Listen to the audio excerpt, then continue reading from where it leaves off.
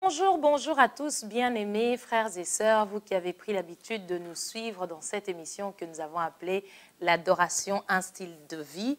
Voilà, c'est à nouveau pour vous Madeleine Bala pour cette émission dans les studios de la radio-télévision La Foi en Jésus qui nous a accueillis depuis un peu avant Born to Worship que nous avons eu ici, notre 3e édition en mai, le 19 mai.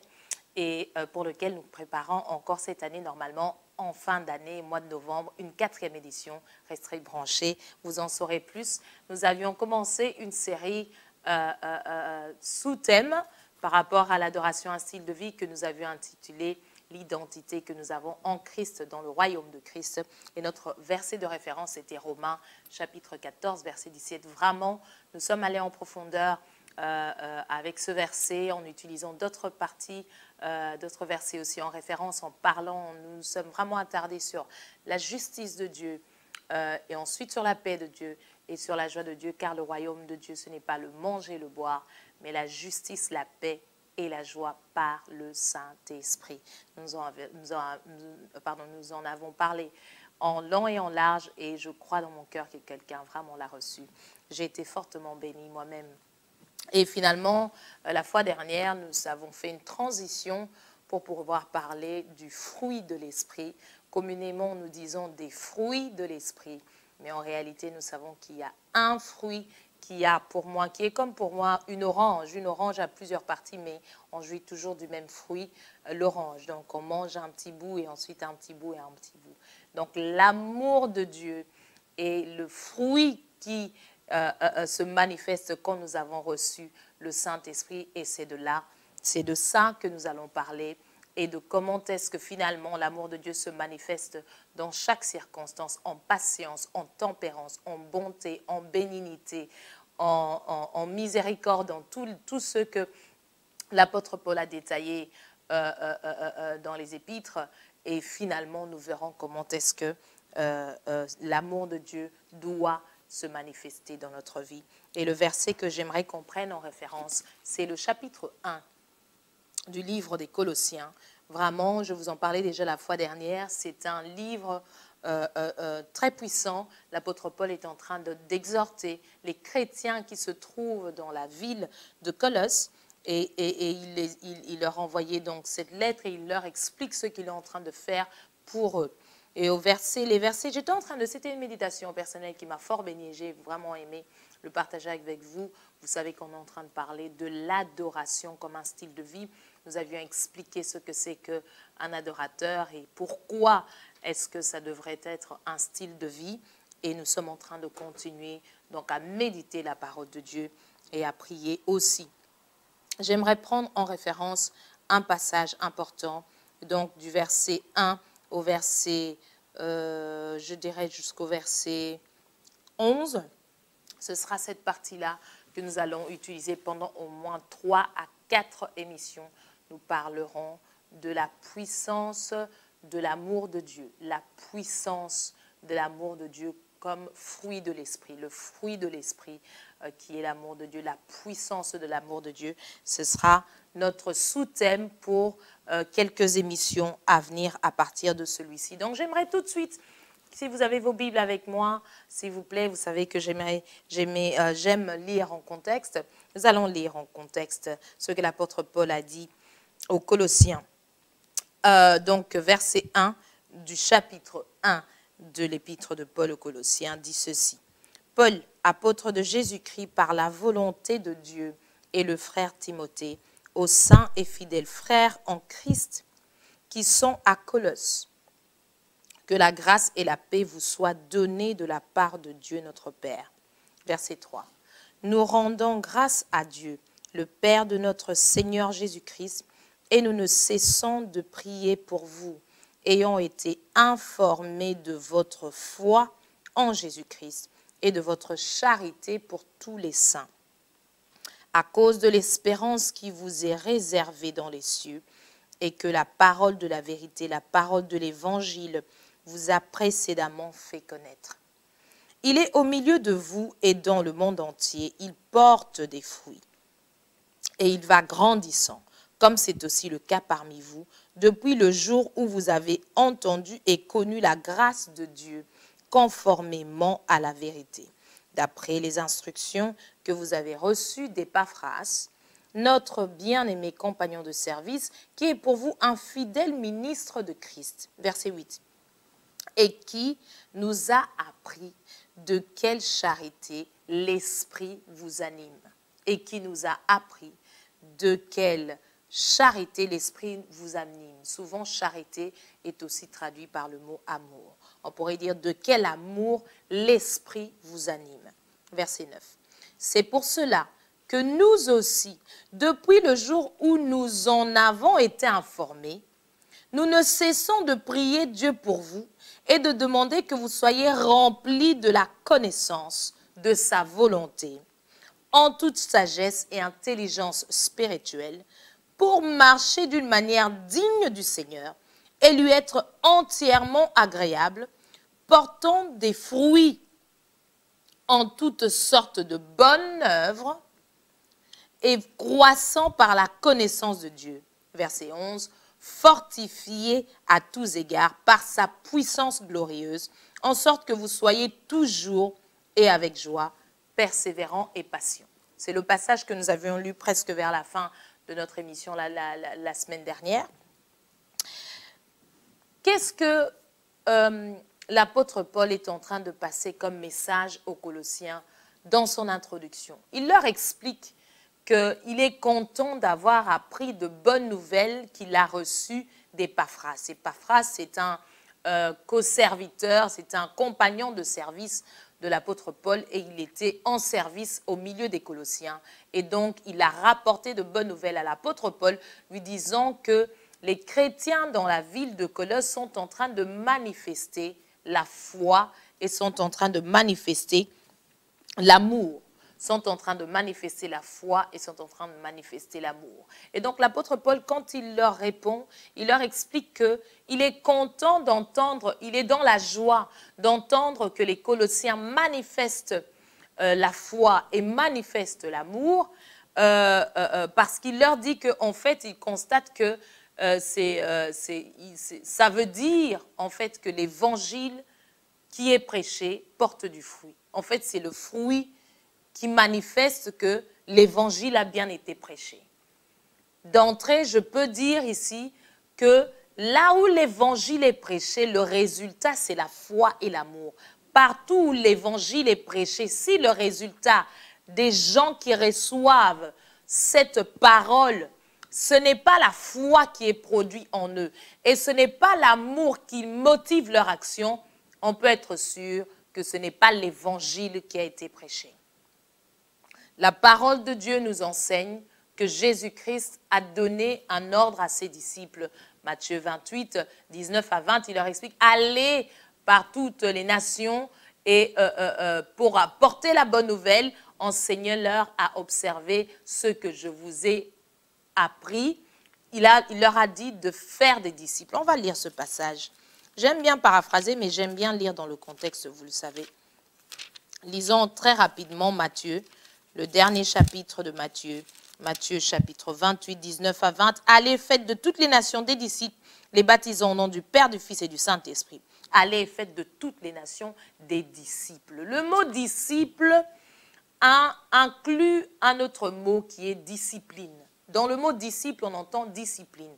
Discipline en français veut dire un schéma de travail qu'on suit, on se maintient parce qu'on a un but.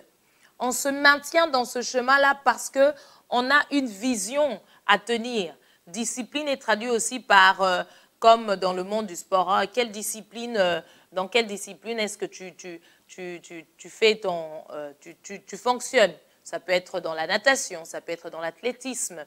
Mais ici, disciple, ça veut dire qui suit un enseignement, qui est conduit pour un but. Et donc, nous parlons aussi en français de discipline, ça veut dire je me tiens, j'apprends des manières, je ne fais pas les choses n'importe comment, je suis disciplinée, je suis organisée, je suis un certain fonctionnement pour ne pas faire les choses en désordre. Et ici, donc, Épaphras est en train de ramener cette nouvelle et expliquer que c'est des gens qui produisent la foi et qui produisent l'amour. L'évangile a une discipline. La discipline de l'évangile, c'est la foi et c'est l'amour. La discipline qu'apporte l'évangile dans la vie de celui qui a accepté Jésus-Christ comme Seigneur et Sauveur, qui a répondu à l'appel de la grâce de Dieu qui lui a été donnée, c'est une vie de foi et une vie qui est imprégnée, dont le parfum, c'est l'amour. Et c'est quelqu'un qui s'évertue, c'est quelqu'un qui travaille à ce que cet amour-là qu'il a reçu déborde et se manifeste. Ce n'est pas lui-même qui travaille cela, mais il est en collaboration avec le Saint-Esprit. Quand je dis en collaboration, c'est plutôt, le mot qui conviendrait là, c'est plutôt, il est soumis au Saint-Esprit pour que le Saint-Esprit puisse travailler et manifester cela dans sa vie. L'amour, la foi et l'amour. Il dit, et qui nous a appris de quelle charité l'Esprit vous anime. Verset 8. Nous savons que dans 1 Corinthiens chapitre 13, nous le savons, c'est le chapitre qui détaille l'amour. L'amour est passion, l'amour est bon et patient, l'amour ne fait pas ceci, l'amour ne s'enfle pas d'orgueil, l'amour explique. L'amour ne cherche pas son propre intérêt. On parle beaucoup sur l'amour, c'est une chose. Et nous voyons aussi dans Galates chapitre 5, 19 à 22, on explique les œuvres de la chair et ensuite on parle du fruit de l'esprit, l'amour, et on commence à détailler. Et finalement, on pourrait commencer à compter combien de fruits sont là. L'amour, la patience, la bénignité, la tempérance, on pourrait commencer à les compter, à se dire qu'il n'y a que ceux-là qui sont les fruits de l'amour. Ce serait une manière détournée de comprendre l'amour de Dieu. L'amour, c'est Dieu lui-même. La manifestation de l'amour, c'est Jésus-Christ.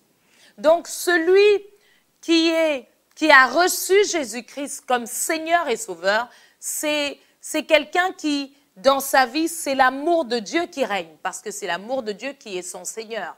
Jésus-Christ est son Seigneur, donc l'amour de Dieu est son Seigneur. Si Jésus-Christ est la manifestation de l'amour de Dieu pour l'humanité, Jean 3,16, car Dieu a tant aimé le monde qu'il a donné Jésus, alors ça veut dire que dans la vie de cet adorateur, dans la vie de ce chrétien-là, c'est l'amour de Dieu qui prime. C'est l'amour de Dieu qui vient en premier. Ses actes, ses pensées, tout ce qu'il planifie, le filtre, c'est l'amour. Pourquoi est-ce que l'apôtre Paul parle de chrétiens, mais de chrétiens charnels? Il explique, il dit, des fois on peut être, on est chrétien, on est né de nouveau, mais la vie que nous manifestons ne colle pas à l'identité que nous sommes en Christ. Pourquoi? Parce que de manière consciente, nous ne demeurons pas dans notre identité. Nous sommes très vite enveloppés par les œuvres de la chair et nous les manifestons et nous continuons à vivre comme si nous ne sommes pas nés de nouveau. La vie de l'adorateur, c'est une vie intentionnelle. Intentionnelle, ça veut dire de manière organisée et prévue.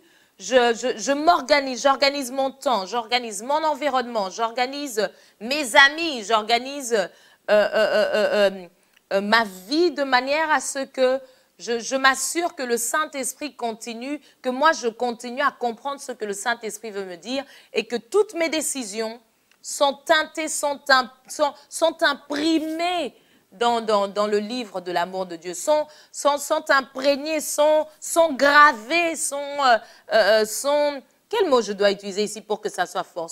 Le mot gravé est un mot fort. Gravé, ça veut dire vraiment comme dans une pierre, inscrit comme dans une pierre, l'amour de Dieu. Comme je le disais la fois dernière, l'amour, le mot amour est devenu un mot tellement banalisé, on le met à toutes les sauces. Et aussi, il y a eu tellement de perversions que finalement, l'amour est devenu juste un mot. On a oublié, même les chrétiens que nous sommes, nous avons oublié que Jésus-Christ, c'est la manifestation de l'amour de Dieu. Et que si nous appelons chrétiens, notre vie est comme Christ, tout ce que nous décidons et tout ce que nous faisons dont le but n'est pas d'édifier l'autre par l'amour, c'est comme si ça comptait pour du beurre, ça compte pour zéro, ça compte pour rien. Dieu, évidemment, nous aime toujours, Dieu, évidemment, nous sommes toujours ses enfants, mais nous ne transmettons pas sa vie, nous ne transmettons pas son identité aux autres. Je le disais encore l'autre fois, c'est comme ça que nous pouvons être dans un endroit, il n'y a aucune différence entre nous, enfants de Dieu, et quelqu'un qui serait à ce moment-là à côté de nous comme un païen. L'amour de Dieu a une puissance. L'amour de Dieu, c'est la puissance elle-même qui a sauvé l'humanité. C'est l'amour de Dieu qui a sauvé l'humanité. C'est l'amour de Dieu qui nous a sortis des ténèbres. L'amour de Dieu a été assez puissant pour nous sortir de la condition dans laquelle nous étions. C'est parce que nous ne considérons pas sa puissance que nous la banalisons. C'est parce que nous ne considérons pas sa force que nous la banalisons. Laissez-moi encore partager avec vous, j'avais noté, je le lisais la fois dernière, j'aimerais noter ici ma méditation, j'aimerais vous expliquer, la méditation autour de ce passage. Donc, l'apôtre Paul et les frères rendent grâce à Dieu en prière. Ils sont en train de prier, de dire merci à Dieu pour ce qu'ils ont entendu au sujet des Colossiens.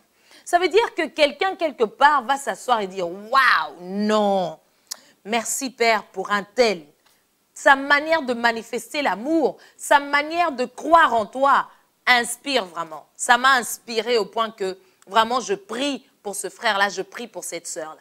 On n'entend pas trop ce genre de prière de nos jours entre nous. On prie souvent pour les besoins que nous avons. Seigneur ceci, Seigneur cela. Père, je te prie, vraiment ce truc-là, je t'avais demandé depuis. Il y a une incompréhension, il y a l'ignorance. Quand dans nos prières, nous nous focalisons que dans ce genre de prière-là, nous sommes ignorants même du salut lui-même que nous avons reçu. Parce qu'on dit, en Christ, nous avons reçu tout ce qui contribue à la vie et à la piété. Donc, quand nous prions à Dieu, nous devons avoir cette mentalité-là de « je suis dans la maison de mon Père, tout ce que mon Père est à moi ». Donc, je rends grâce au Père de tout ce qu'il m'a donné et je crois que cela va se manifester. Je ne vais pas vers le Père pour lui demander des choses comme un ignorant me disant que je ne les ai pas. Ça veut dire que j'ignore la parole. Quand je vais vers Dieu, je dis, Seigneur, je t'avais demandé ça. Vraiment, regarde telle sœur, elle l'a déjà reçue. Et tel frère. Ça veut dire que je suis ignorant de la parole. Je suis ignorant de mon identité. Je suis ignorant de qui je suis. Je suis fils dans la maison. Tout ce que mon Père a est à moi. Et ça se manifeste en temps et en heure. Il fait toutes choses bonnes en son temps. Ecclésiaste 3, verset 11. Un roi qui n'avait même pas encore le Saint-Esprit en permanence, j'aime à le dire, avait déjà compris ces choses.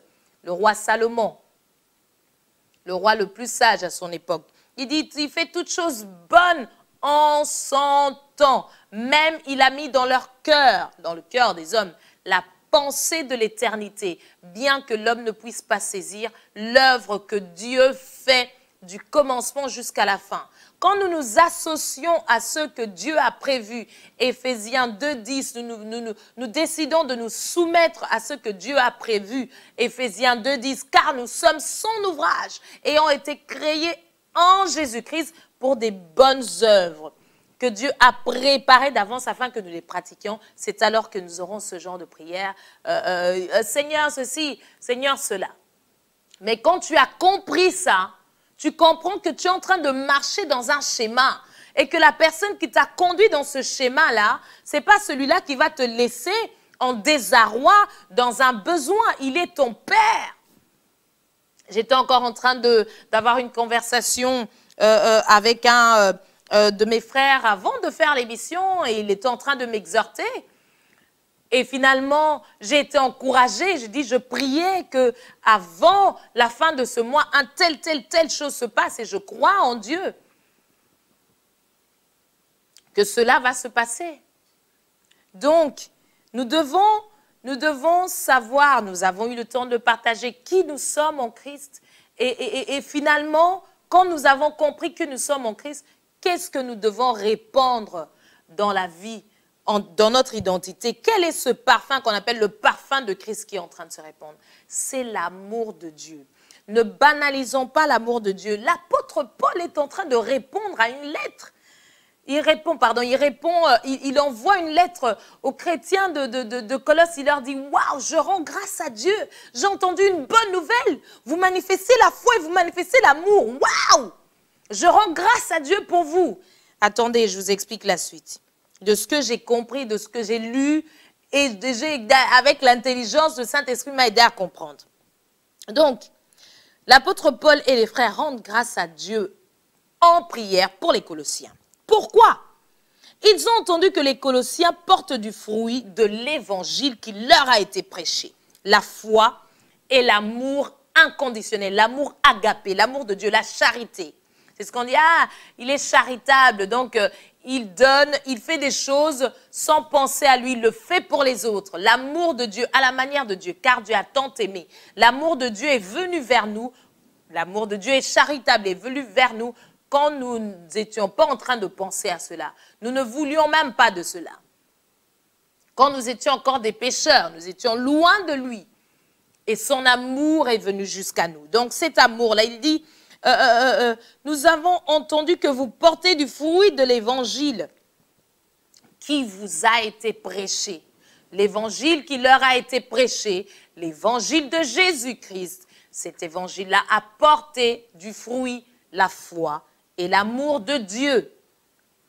Épaphras est en train de donner le témoignage de votre amour selon l'Esprit. Verset 8. Et qui nous a appris, donc, Épaphras, verset 7, notre bien-aimé compagnon de service, qui est pour vous un fidèle ministre de Dieu, de Christ. Épaphras, notre bien-aimé, donc notre frère, compagnon de service, qui est pour vous, donc pour les Colossiens, un fidèle ministre de Christ. Donc, il a été fidèle dans le service qu'il a fait à ses Colossiens, dans l'évangile qu'Épaphras leur a apporté. Il l'a fait comme Christ l'aurait fait s'il l'était encore parmi eux. Et le résultat, c'est le résultat de Christ, la foi et l'amour. Et verset 8 dit, Épaphras donc est revenu vers nous et il nous a apporté des bonnes nouvelles de votre part. Il dit que vous manifestez l'amour selon l'Esprit et qui nous a appris, verset 8, de quelle charité l'Esprit vous anime. Donc, la charité qu'on entend souvent, même des païens, il est charitable, il a donné 20 000 € à telle organisation. Ce n'est pas selon l'Esprit. Ce n'est pas moi qui le dis, c'est la parole. Verset 8. Et qui nous a appris de quelle charité l'Esprit vous anime. Donc, pour que l'Esprit de Dieu t'anime à la charité, ça veut dire que tu es né de nouveau, ça veut dire que tu as reçu le Saint-Esprit et que tu te soumets au Saint-Esprit pour qu'il te conduise. Et donc, l'amour que tu vas manifester, c'est l'amour selon l'Esprit de Dieu, pas l'amour selon les convenances sociales de pitié ou par bonne éducation, qui n'est pas une mauvaise chose. C'est très bien de donner, de soutenir et de donner des fonds à des organisations. Ce n'est pas une mauvaise chose. Je suis ici en train de montrer la différence entre la charité qui naît de l'Esprit de Dieu et qui se manifeste et qui anime quelqu'un à manifester les œuvres de Dieu et un acte qui serait fait par habitude ou par bonne éducation familiale. L'apôtre Paul continue. Donc moi j'ai noté la source de ces fruits, donc la foi et l'amour, c'est l'espérance de leur salut qu'ils ont trouvé et qu'ils ont compris dans la grâce de Dieu qu'ils ont reçue dans l'évangile. Donc la grâce de Dieu qu'ils ont reçue dans l'évangile qui leur a été prêché a produit en eux l'espérance, ça les a fortifiés, que nous sommes différents, que nous avons reçu Christ, que Jésus-Christ reviendra pour nous chercher et qu'en attendant, nous manifestons sa vie. Cette espérance, cet état d'âme a produit en eux la foi, a produit en eux l'amour. Donc la source de ces fruits, c'est l'espérance de leur salut qu'ils ont trouvé et qu'ils ont compris dans l'évangile, dans la grâce de Dieu, qu'ils ont reçu la grâce de Dieu. Comment est-ce qu'ils ont reçu la grâce de Dieu? Ils l'ont reçue au travers de l'évangile que Épaphras leur a prêché. Si on doit faire à l'inverse, Épaphras leur prêche l'évangile de la grâce de Jésus-Christ, et cette grâce leur donne l'espérance, et cette espérance a produit en eux la foi et l'amour. Donc, si ce n'est pas l'évangile de Christ qui est prêché, il est difficile qu'elle produise la grâce de Dieu qui va produire l'espérance, qui va produire la foi et l'amour. C'est simple. Pardon, parce que je l'avais écrit en anglais, excusez-moi, ça sort tout seul. L'évangile, quel évangile? L'évangile du salut en Jésus-Christ. Tout ceci, tous mes écrits, j'étais en train de revoir à chaque fois les versets. 1 à 9, 1 à 11, tous ces versets, c'est ça. Quel évangile? L'évangile du salut en Jésus-Christ. L'évangile est constant. L'apôtre Paul est en train de leur dire que cet évangile, partout où il est prêché, ses résultats sont les mêmes. Donc, l'évangile de Jésus-Christ ne va pas produire, en Belgique où nous sommes, va produire la foi et l'amour, et au Congo-Kinshasa va produire la haine et la honte. Impossible. Ça veut dire que là où on voit d'autres fruits qui sont produits dans les personnes qui ont reçu l'évangile, ça veut dire que ce n'est pas l'évangile qui leur a été prêché. Quand c'est l'évangile de Jésus-Christ qui t'est prêché et que tu as reçu, qu'est-ce que tu reçois? L'apôtre Paul l'a expliqué, tu reçois la grâce de Dieu. Et quand tu as reçu la grâce de Dieu, ça produit en toi l'espérance.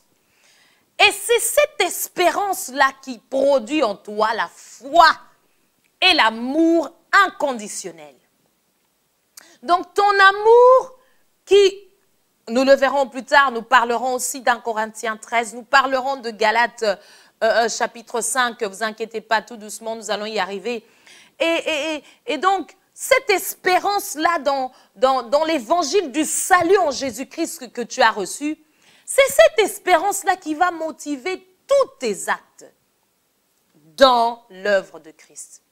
Tu ne vas pas attendre qu'on te paye pour aller évangéliser. Tu ne vas pas attendre, tu ne vas pas, quel mot je peux utiliser? Tu ne vas pas harceler Dieu dans des prières pour qu'il te bénisse parce que tu as été évangélisé, parce que tu as prêché, parce que tu as prié pour quelqu'un. Ça veut dire que c'est une incompréhension. L'apôtre, c'est même pas une incompréhension, ça veut dire que ce n'est pas l'évangile qui t'avait été prêché. C'était des paroles d'hommes, qui t'avaient des philosophies humaines. L'apôtre Paul en parle, il dit ne vous laissez pas corrompre par des vaines paroles, ne reste pas, il dit à Timothée, il dit ne reste pas avec des vaines discussions, ne reste pas là, applique-toi à la parole, applique-toi à la prière, applique-toi à ce que je te recommande de faire. Donc il y a souvent beaucoup de distractions, nous sommes dans la maison de Dieu, dans le corps du Christ, mais nous sommes distraits à plein de choses, des bêtises, souvent. Et nous n'avons pas... J'ai été tellement bénie en méditant. C'est comme ça que j'étais en train de nous exhorter à la méditation. C'est une discipline à tenir. Je dois mettre un temps de côté et c'est comme ça que nous allons comprendre des choses. Et c'est comme ça que j'ai pu comprendre moi aussi. Sinon, je n'aurais pas compris. Sinon, je n'aurais pas compris. Excusez-moi, je veux retrouver ce que j'étais en train de lire. Voilà, j'y suis. Voilà, c'est ça. Donc, on parlait de l'évangile. L'évangile de Jésus-Christ, l'évangile, ce que Dieu a accompli pour nous en Jésus-Christ, le salut qu'on disait ici, c'est l'œuvre de Dieu. ça ne s'arrête pas au fait de dire « je reçois Jésus-Christ comme Seigneur et Sauveur » et puis je sors, je continue à vivre comme j'étais. Ça veut dire que ce n'est pas l'évangile qui m'a été prêché. Quand tu entends l'évangile de Jésus-Christ, ton cœur est saisi parce qu'il y a la grâce de Dieu, il y a la vie de Dieu qui passe au travers de ces paroles-là qui te sont prêchées et ton cœur est saisi par la grâce de Dieu. Et cette grâce-là va produire en toi l'espérance. Et cette espérance va produire en toi la foi et l'amour. Personne ne va te motiver à aller évangéliser. Personne ne va te motiver à aller prier, intercéder pour les gens. Dans ta chambre, des gens que tu ne connais pas. Même d'autres qui te haïssent, mais tu es là en train de prier pour eux avec cœur et ferveur. Une fois, je me suis mise à réfléchir. Je dis, mais cette personne-là ne sait même pas qu'un tel est en train de prier pour lui. Je ne sais pas si j'ai donné ça déjà comme exemple ici. C'est le genre de parabole ou de petits récits qu'on entend souvent dans les prédications. Moi aussi, j'avais appris comme exemple, juste pour soutenir ce que nous voyons maintenant, un missionnaire était dans le pays où il était envoyé en mission, il est tombé très très malade. Et à chaque fois, il sentait qu'il perdait la vie. Il sentait qu'il perdait la vie, qu'il était presque mort. Et puis il revenait à la vie. Ça s'est passé comme ça 3 fois, 3 reprises. Et puis finalement, il est revenu à la vie. Il a rendu grâce à Dieu. Et à chaque fois qu'il était en train de perdre la vie, il voyait l'image de quelqu'un qui priait. De quelqu'un qui priait avec ferveur. Et un jour, il en parlait dans une de ses prédications. Le lieu, l'explication de comment ça se passait. Un frère s'est tenu debout. Il dit, c'est moi qui étais en train de prier pour toi. J'intercédais pour toi. Le Seigneur me montrait quelqu'un qui est en train de perdre vie et je sentais dans mon cœur que je devais prier, intercéder pour que cette personne-là ne meure pas. Nous sommes occupés avec des sujets de prière qui n'ont pas lieu d'être des sujets de prière, qui sont des choses que nous avons déjà reçues en Jésus-Christ. Et voilà, il y a des frères et des sœurs en mission qui ont besoin de soutien dans la prière et qui n'en recevons pas parce que nous n'avons pas bien compris les choses de Dieu. Et que nous perdons du temps à demander des choses que nous avons déjà reçues en Jésus-Christ. Et qui sont nôtres, qui sont à nous, que nous devons simplement, déjà avoir cette conscience-là que c'est là, et être en paix dans le cœur. Et par rapport à la manifestation, savoir que c'est en temps et en heure, toute chose bonne en son temps. Ensuite, parler au Saint-Esprit. Le Saint-Esprit te dira peut-être c'est pas encore le temps. Eh bien, ça devrait déjà te calmer cette réponse. Et maintenant, t'occuper à faire ce qui pourrait être bénéfique pour quelqu'un quelque part. Nous sommes chrétiens pour quelqu'un quelque part, pas pour nous. Nous avons déjà reçu le meilleur Christ et tout pour nous. Christ est comme une poupée russe qui contient tout. Il contient la justice de Dieu, la joie, la paix. Nous avons vu ça, Romains 14, verset 17. Il dit, si il nous a donné Jésus-Christ, combien ne donnera-t-il pas plus que ça à ceux qui le demandent? Donnera-t-il pas le Saint-Esprit? Le Saint-Esprit est là pour nous conduire dans toute la vérité, nous montrer le chemin et la voie que nous devons suivre.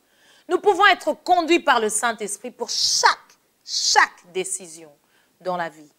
Et même quand il s'agit des décisions très importantes, comme le mariage par exemple, comme aller s'installer dans un autre pays par exemple, comme investir dans un business, investir de manière financièrement de manière importante, ou je ne sais pas, le Saint-Esprit nous conduit, il est notre guide.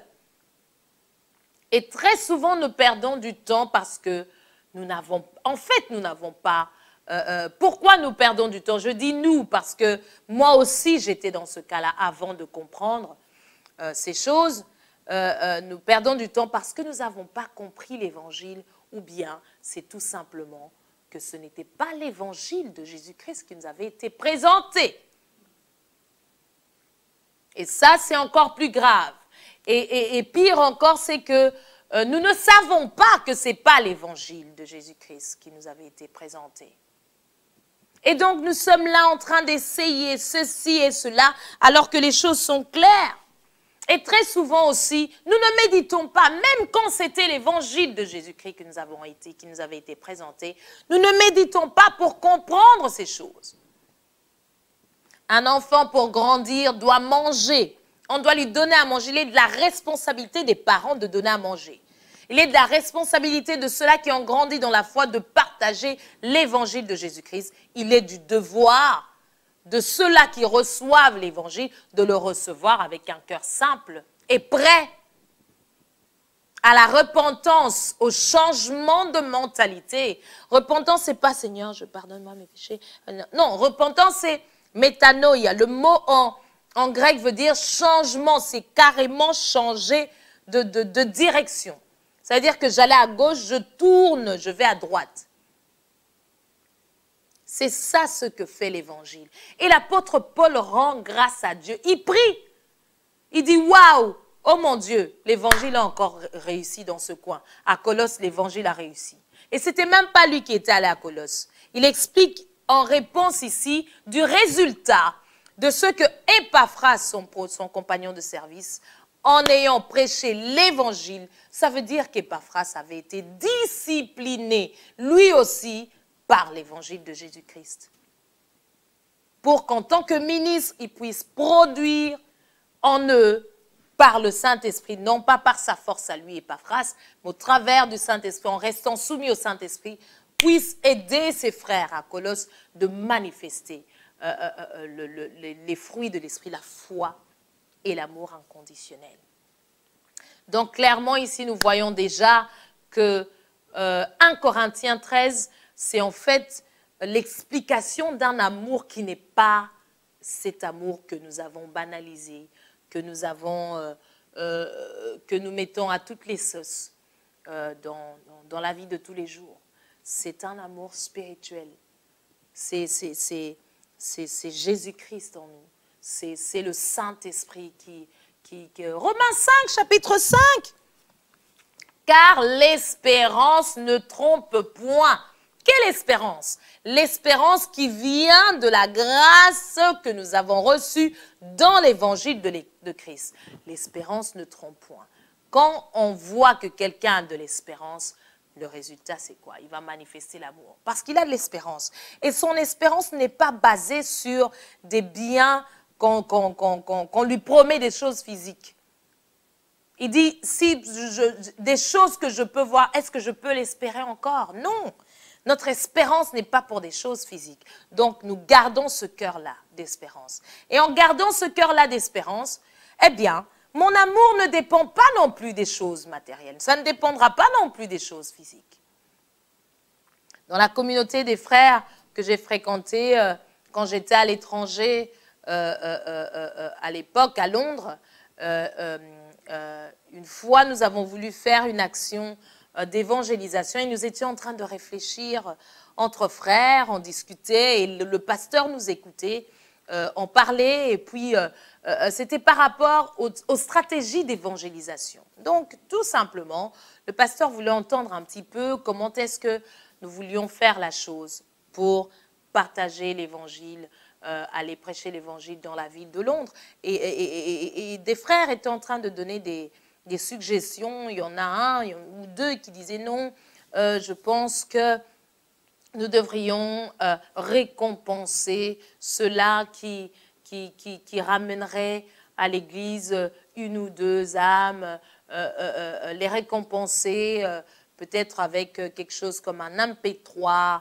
ou bien un lecteur DVD, ou voilà, les encourager, c'est un moyen de les encourager, pardon.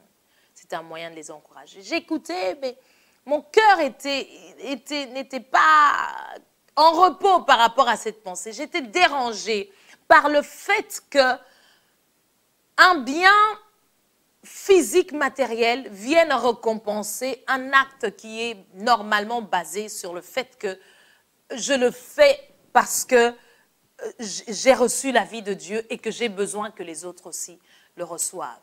Ça ne colle pas avec la pensée de Dieu qui est de donner tel que j'ai reçu. J'ai reçu gratuitement, je donne gratuitement. Comment est-ce que je vais être récompensé par un bien matériel parce que j'ai travaillé dans notre maison? C'est illogique. Quand je me réveille le matin, je dois m'assurer que ce soit propre, je dois m'assurer que qu'il y a à manger, qu'il y a à boire en tant qu'épouse, en tant que mère, c'est mon devoir par nature. Mon mari ne va pas me rémunérer pour ça. Il n'y a pas de rémunération. Je ne sais pas si quelqu'un comprend où je veux en venir. Ce que je vais expliquer, c'est ce que l'apôtre Paul a expliqué avant moi. Il l'a dit. Il dit, l'évangile de Jésus-Christ produira en vous la grâce de Dieu. Cette grâce, elle vient avec la grâce de Dieu. Donc, c'est la grâce de Dieu que vous recevez. Cette grâce va produire l'espérance. Et c'est cette espérance-là du salut en Jésus-Christ qui est la motivation. Il n'y a pas de MP3, il n'y a pas de lecteur DVD. C'est la puissance de l'amour. J'étais dans les ténèbres, je suis sauvé. Qu'on me paye pas. Il n'y a même pas besoin de me payer. Je vais sortir, je vais dire à quelqu'un que Jésus-Christ l'aime.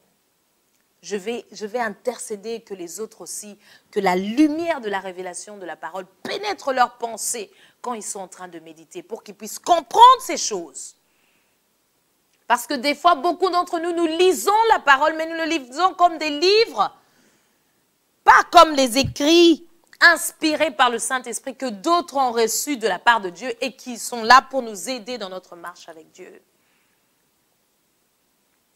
Avant que nous puissions aller dans ce que nous connaissons de manière commune dans l'amour de Dieu, j'aimerais que nous puissions comprendre ce que l'apôtre Paul dit ici. Il explique le cheminement de l'amour qui vient de l'esprit, la source de ce car Dieu a tant aimé le monde qu'il a donné. Aimer, ce aimer-là, c'était spirituel, ce n'était pas physique. Et donc, le résultat est spirituel, il n'est pas physique. Et le résultat physique est influencé par le spirituel et non par le physique. Ce n'est pas du physique qu'on produit le spirituel, c'est du spirituel qu'on produit le physique. J'aimerais bientôt qu'on commence à chuter tout doucement pour clôturer cette introduction sur la puissance de l'amour de Dieu. J'aimerais vraiment que quelqu'un commence à prendre conscience de la puissance de l'amour de Dieu et le prenne comme thème de réflexion, de méditation pendant ce mois d'août que nous allons entamer et comprenne la puissance de l'amour de Dieu et donc le travail que ça vient accomplir dans nos vies et qu'en fait, c'est toujours cet amour-là qui est la source de motivation de notre service dans le corps du Christ. L'amour de Dieu, source de motivation de notre service dans le corps du Christ. La puissance de l'amour de Dieu, source de mon intercession, source de mon évangélisation, source de mes dons. Source de mes dons financiers, que ce soit de grands ou des petits. Source de mon temps que je réserve à l'église à faire le service dans un département. La puissance du salut que j'ai reçu moi. Pas de la promesse que m'a fait un tel ou un tel autre dans un département ou dans l'église ou par le serviteur de Dieu qui est au-devant de moi ou qui n'a pas compris le salut lui-même, qui n'a pas prêché l'évangile de Jésus-Christ. Ce n'est pas moi qui le dis, c'est l'apôtre Paul. La source du fruit, comme on le disait, c'est la foi et l'amour agapé qui produit l'espérance. Et cette espérance vient du salut qu'ils ont trouvé et qu'ils ont compris dans la grâce. Donc le salut est dans la grâce. Le salut est dans la grâce de Dieu.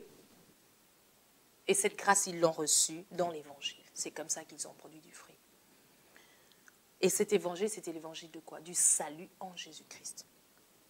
Donc, l'apôtre Paul dit que cet évangile, les fruits que ça produit, c'est tout le temps les mêmes. Donc, à chaque fois, c'est la même recette. Quand on met cette recette-là, ça produit à chaque fois les mêmes pains. Ça ne produit pas des pancakes, ça ne produit pas des gâteaux, ça produit toujours le même pistolet. Toujours, même eau, même sel, même farine, même ceci, produit toujours la même chose. Donc il dit, cet évangile est constant, ça produit le même résultat partout où il est prêché dans le monde entier. L'apôtre Paul le dit dans ce chapitre 1 du livre des Colossiens, de son épître aux Colossiens. Donc ça produit quoi? La foi et l'amour, elle est manifestée dans les personnes à qui on prêche cet évangile. J'aimerais m'arrêter ici pour le moment. Et on continuera parce que c'est notre passage de référence pour la suite des émissions. Je prie que quelqu'un quelque part saisisse la pensée de Dieu imprimée dans le salut qu'il nous a donné en Jésus-Christ. Son but, c'était que nous comprenions sa grâce et que cette grâce venait avec l'espérance. Cette espérance, c'est la base de notre foi et c'est la base de notre amour en Jésus-Christ comme motivation pour toute chose.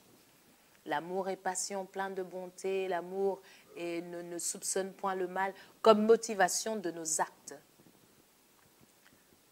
comme motivation de ce que nous accomplissons et de ce que nous manifestons en tant qu'adorateurs, comme motivation du style de vie que nous adoptons. Voilà ce que je voulais partager vraiment en introduction avec nous en ce jour. Et j'ai été fortement bénie. Je crois en Dieu que quelqu'un a été béni quelque part. Et donc nous nous retrouvons vendredi prochain. Même chaîne, Orao TV, la chaîne 8 à 20h. Et nous rendons grâce à Dieu pour la famille de Papa Letandoulo, pour cet espace que nous avons pour partager l'évangile. Demeurez bénis. Si vous avez été bénis par ce message, partagez-le, ne le gardez pas pour vous. Quelqu'un a besoin de l'entendre quelque part. Et nous nous retrouvons encore ici avec joie et vraiment la paix de Dieu demeure là où vous êtes. Sachez que vous êtes les bien-aimés de l'Éternel et que nous avons choisi la bonne part en Christ. Merci beaucoup. Au revoir.